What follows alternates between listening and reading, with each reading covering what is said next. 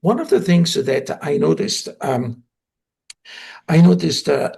there are two polar aspects.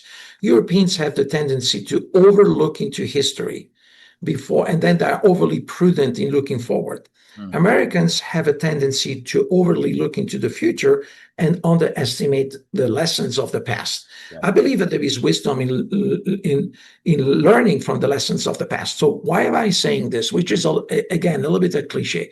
Very simple, because when you face an issue, look into the history. Look what happened. Is this a trend? Is this something? What have you done in the past?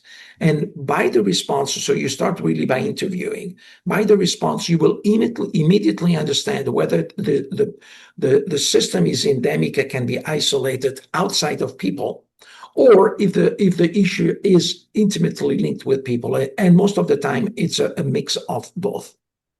You know what? I've used that technique in when I'm working through bureaucracy here in America. You'll go up to a desk, a front desk or service desk, and say, "Hey, I want to do X, Y, Z." And the first answer you'll hear is, "No, we don't do that," or "No, you can't do that."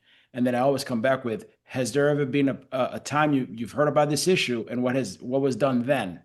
And then instantly you can see the eyes. There's a nervous system twig, and they're like, "Oh yeah, this one time that person went to speak to this manager and this manager and this director, and they got it done." I'm like, "Can I please do the same exact process?" But you have to kind of prompt it to actually get the exception process that's built in within the system, but not always clear and available to everybody.